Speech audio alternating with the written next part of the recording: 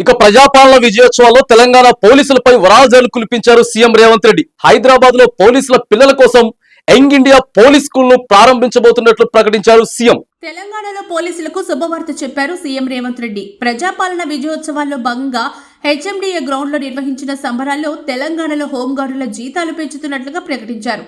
Home guard దినసరి జీత భత్యాన్ని 1000 రూపాయలు పెంచుతున్నట్లుగా వెల్లడించారు. పెంచిన జీతాన్ని వచ్చే ఏడాది జనవరి నుంచి అమలు చేయనున్నట్లుగా తెలిపారు.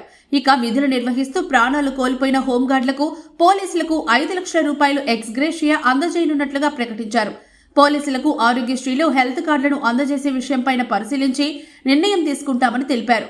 ఇక పోలీసుల పిల్లలకు ఉచిత విద్య అందించేందుకు 50 ఎకరాల్లో యంగ్ ఇండియా స్కూల్ను నిర్మించడం జరుగుతుందన్న సీఎం రేవంత్ రెడ్డి. అందులో డీజీపీ స్థాయి నుంచి కానిస్టేబుళ్ల పిల్లల వరకు ఉచితంగా చదువుకునేందుకు సౌకర్యం కల్పించబోతున్నట్లుగా తెలిపారు.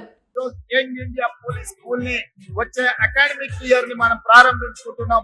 50 ఎకరాలలో ఈ యంగ్ ఇండియా పోలీస్ స్కూల్ ని ఏర్పాటు చేసుకుంటున్నాం.